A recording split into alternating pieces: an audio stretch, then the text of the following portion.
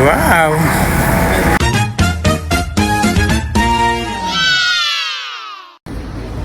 Hello mga B! Hola! Oo, andaw? Hindi. Eto nga. Paalis na naman po ang lola nyo. Saan na naman kaya ang destinasyon? Well, pupunta lang naman tayo ng Iloilo. Salamat nga pala sa Cebu Pacific para sa travel namin na to.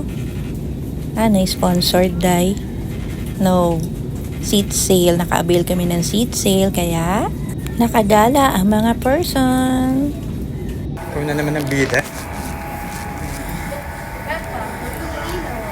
Wow! Layas!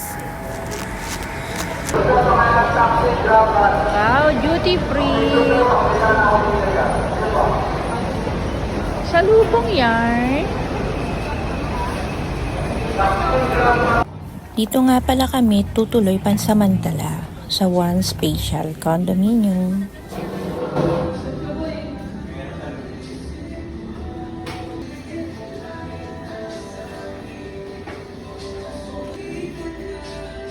May palampara. Tanggapin mo na ako kailangan.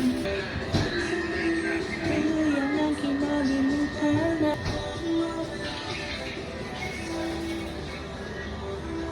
Lumabas pala kami sandali at pumunta dito sa may Molo Church since malapit lang siya sa accommodation namin. And look, diba ang ganda-ganda niya? Paggabi, ang dami niyang ilaw.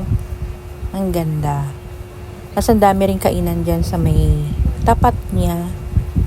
Yan. Kaya bumili din kami para matry natin. Dito naman sa Ramboy's kami bumili ng dinner. At syempre, tinry na rin natin ang Joann's Fishball na sikat dito sa may Iloilo. Masarap naman. Para siyang, actually hindi fishball ang lasa niya eh. Yung, alam niyo yung veggie ball. Ganun yung lasa ng Joann's Fishball. At kinabukasan, andito kami sa may Parola kasi papunta kami ng Guimaras. Yes, tatawid tayo ng Guimaras. O, diba? Tara, samahan niyo kami. First stop, yung smallest plaza. And then, pumunta kami dito sa may man-made forest ng version ng Guimaras. Yan. Medyo maputik lang nung time na pumunta kami. Siguro kasi dahil nag-uulan nga ng mga previous days. Pero, okay naman, carry. Picture-picture pa rin, di ba? Laban. Oh.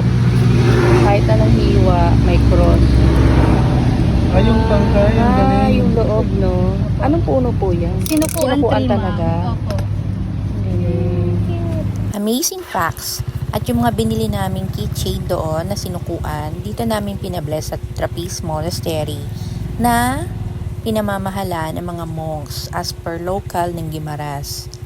Napakaganda dito, napakalinis, tahimik, kaya pag nagkaroon kayo ng chance at nasa Iloilo kayo, pumunta kayo dito. Okay.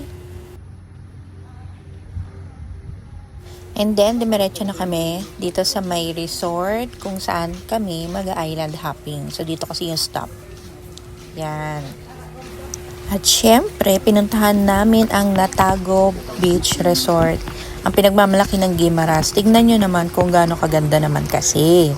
Oh, sobrang linaw ng tubig. Napaka-welcoming niya. Parang ang sarap tumambay na lang dito talaga. Parang trip na namin talaga dito. At hindi napuntahan yung ibang spot na pupuntahan. Kasi naman, look. Pero syempre, sayang naman kung hindi mo pupuntahan yung iba, diba? Andito ka na rin eh. O, diba? Saan ka yan? Coroniante? No. Guimaras. Ang ganda, diba? Napakaganda ng Pilipinas.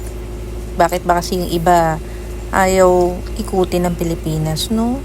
Try nyo, ikutin nyo. Sobrang ganda ng Pilipinas, guys.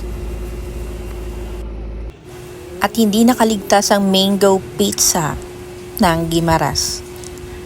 Akala namin nung una kakaiba, pero ang sarap niya. Ito, picture, syempre. Para naman may remembrance. Then, the next day, on the way naman kami sa may carless port kasi magigigantes tour tayo. Okay? Pero, sa part 2 na yun ng vlog. Kaya, see you! Abangan nyo! Bye-bye!